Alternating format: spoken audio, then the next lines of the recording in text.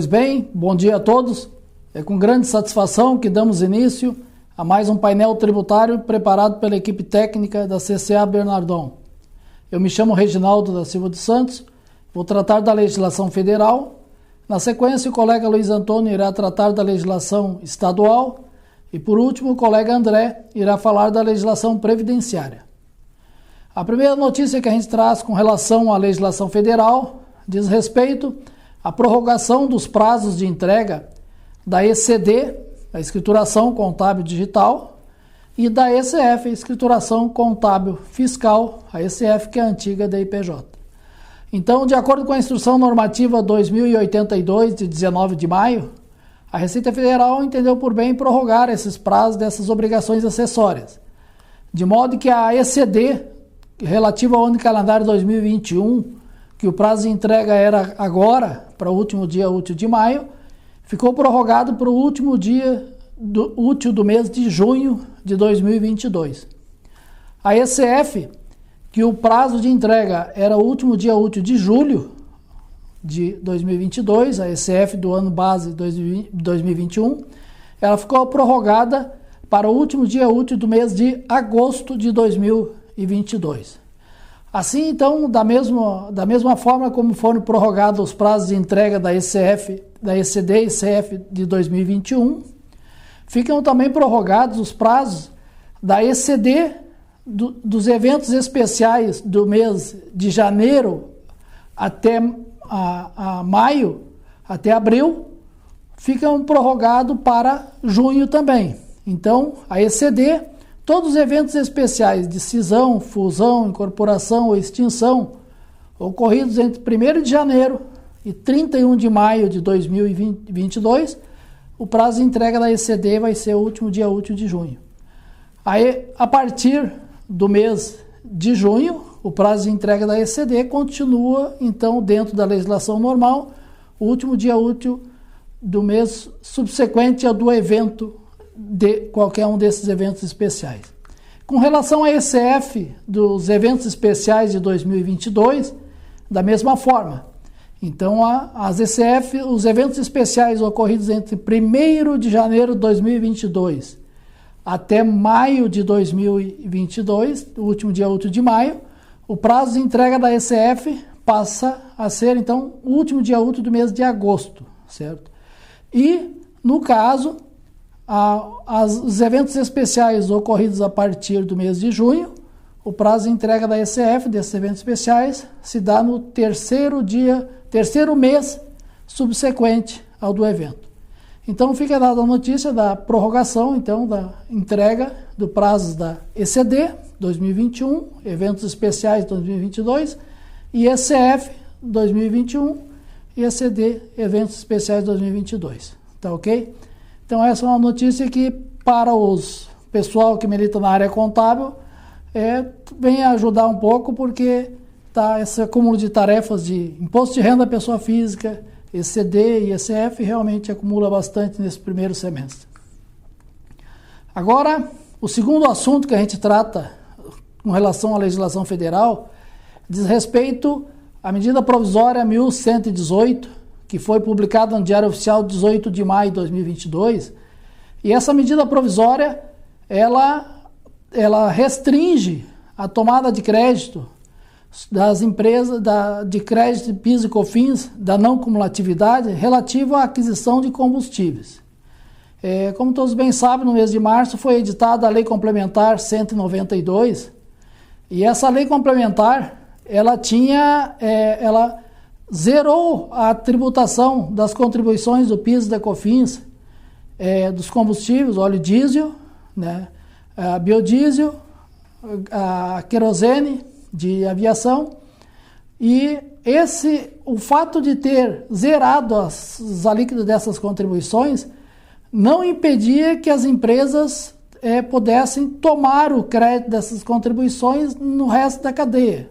Então, a própria a Lei Complementar 192 previa que a transformação da alíquota zero dessas contribuições não impedia a tomada de crédito pelo restante da cadeia.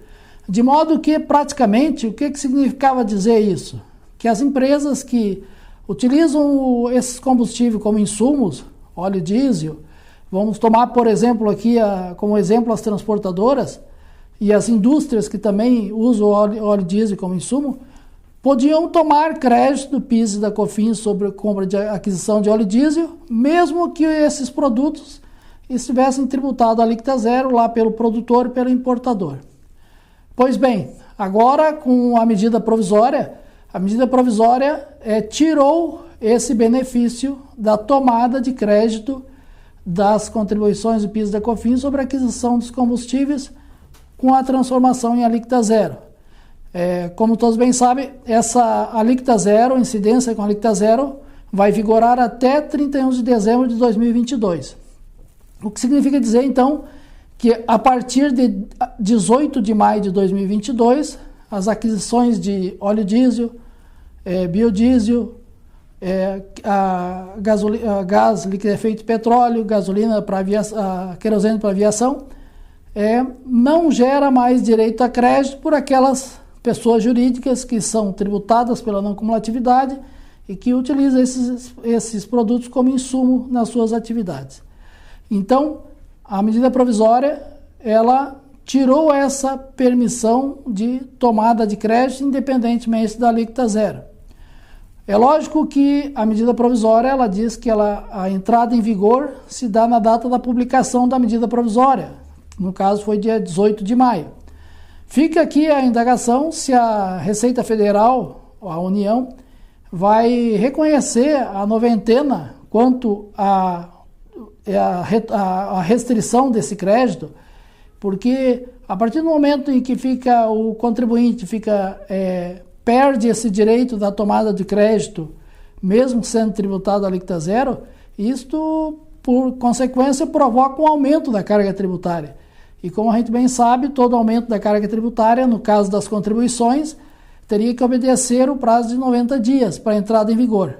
A medida provisória, ela não cita o prazo de 90 dias. Ela diz que a entrada em vigor é na data da publicação da medida provisória, que é 18 de maio. Mas os contribuintes têm o direito de requerer ou questionar a entrada em vigor somente após 90 dias. É lógico que isso aqui é uma questão jurídica, cada empresa vai ter que estudar o seu caso, ver se vale a pena entrar com um mandado de segurança para obter o direito de tomar crédito sobre a aquisição desses combustíveis, óleo diesel, gás liquefeito petróleo, biodiesel e a querosene de aviação, pelos próximos 90 dias, ou seja, 18 de maio até 18 de julho, 18 de maio, junho, julho, agosto, até agosto de 2022. Caso contrário, seguindo o que está prescrito na medida provisória, o direito ao crédito dessas contribuições cessa no dia 18 de maio de 2022. Então, esses seriam os dois recados que a gente gostaria de transmitir no dia de hoje sobre a legislação federal. Ficamos à disposição para algum questionamento e desejamos a todos uma ótima semana. Nos encontramos no próximo painel tributário. Um abraço a todos.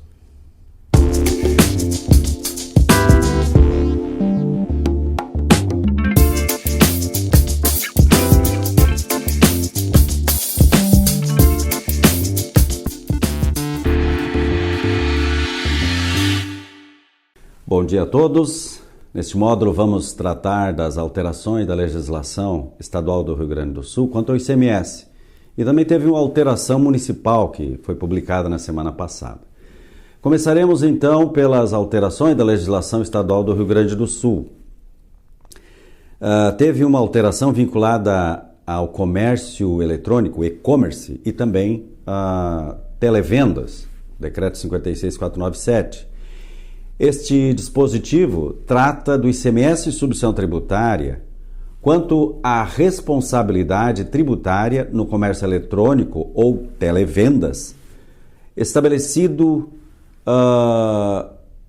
como foi obrigação acessória nas operações não sujeitas à substituição tributária em função do destinatário ser estabelecimento definido como substituto tributário por termo de acordo nos termos do regulamento do ICMS, onde nós temos no livro 3, artigo 9º, lá estabelecido. Depois tivemos outro dispositivo tratando do biodiesel. Crédito presumido, ressarcimento. Nesse mesmo decreto, então, nós tivemos algo tratando sobre crédito fiscal presumido do ICMS concedido a estes fabricantes de biodiesel, no qual o dispositivo acrescenta, com efeito a partir de 1º de janeiro de 2023, artigos determinando que o benefício será adotado por opção do contribuinte, tratando-se, na hipótese de empresa beneficiária do Fundopem, de incentivo de investimento, ficando vedada a apropriação cumulativa com créditos fiscais presumidos do Fundopem previstos em outros incisos, por exemplo, o 74 e o 203. Por outro lado, o outro decreto, o 56.499, estabelece hipótese de dedução do ressarcimento do crédito extra-apuração, realizados aos produtores estaduais de biodiesel pela refinaria ou suas bases ou por estabelecimentos a ela equiparados. O outro decreto, 56.498, ele trata do documento auxiliar do conhecimento de transporte eletrônico no transporte aéreo. Aqui foi publicado na semana passada esse dispositivo que acrescenta o transporte aéreo à lista de transportes com permissão para apresentação do DACT, como é chamado, em meio eletrônico, alternativamente ao formato impresso, desde que emitido o MDFE, o Manifesto de Documentos Fiscais Eletrônico, utilizado normalmente no serviço de transporte. Então, também para o transporte aéreo será admitido o DACT, né? Que para a nota fiscal eletrônica seria o DANF, né? Para o conhecimento de transporte é o DACT. Também em meio eletrônico, não necessitando mais de impressão gráfica. Depois passamos para o ITCD, né? O Imposto de Transmissão Causa-Mortes e Doações, relativamente pagamentos com precatório. O Decreto 56.504, ele estabelece que, na hipótese de pagamento de crédito preferencial em precatório, de que trata o parágrafo 2º do artigo 100 da Constituição Federal, integrará a base de cálculo o valor correspondente à parcela efetivamente paga e que a alíquota será definida considerando esse valor compreendido no quinhão, tal como definido lá no artigo 14, parágrafo 14 e artigo 22, parágrafo 3º do regulamento do ITCD. Por último, tivemos uma instrução normativa de número 43, acrescentando o valor da unidade de incentivo do Fundopem, a UIF, para o mês de junho de 2022, no valor de R$ 32,17.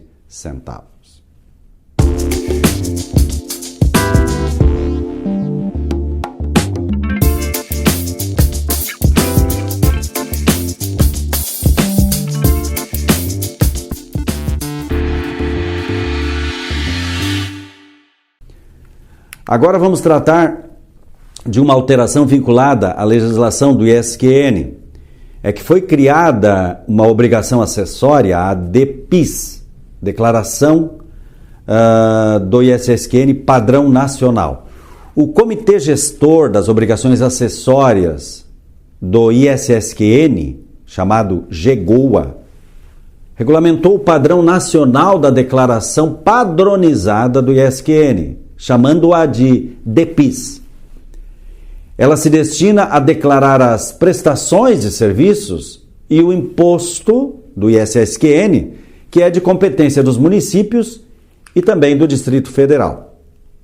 Conforme a Resolução 4 do GEGOA, então, né, a DPIS será utilizada para declarar o ISQN incidente em apenas 5 itens da lista de serviços anexa à Lei Complementar 116 de 2003.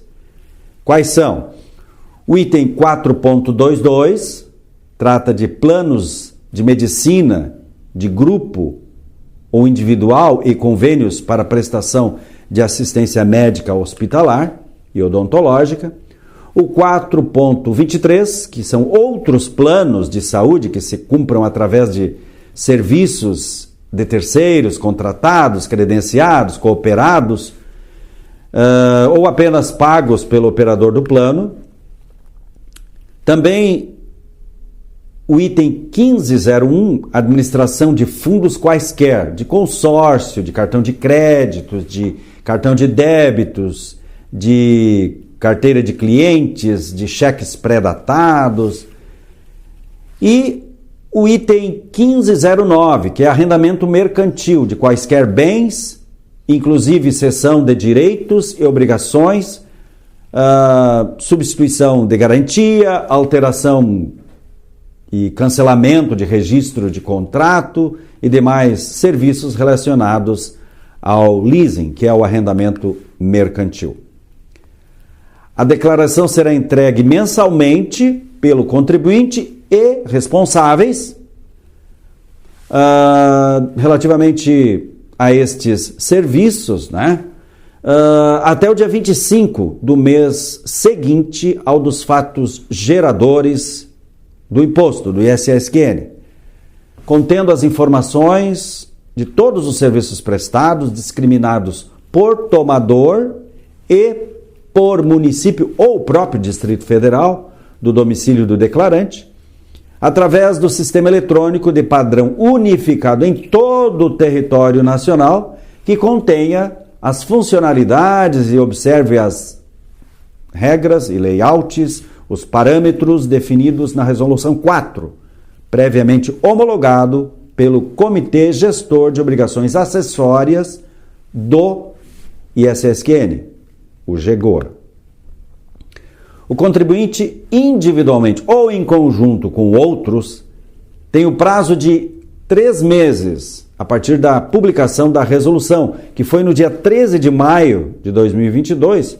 Ele tem esse prazo de 3 meses para desenvolver o sistema eletrônico de padrão unificado e disponibilizá-lo para homologação no GEGOA.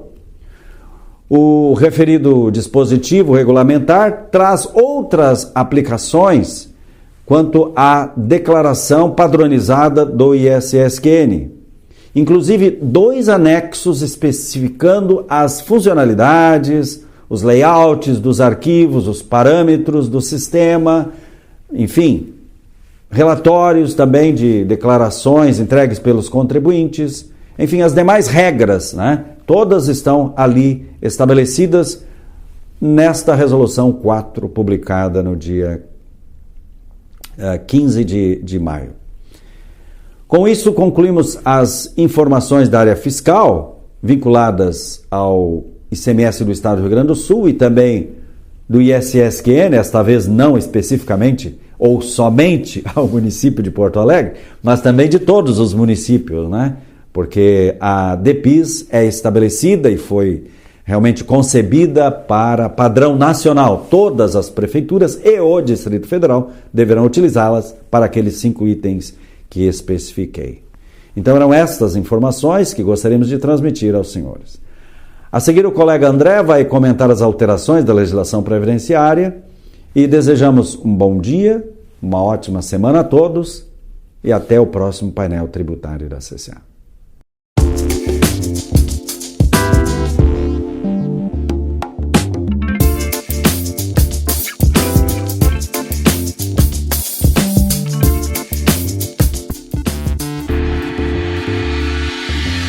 Bom dia a todos.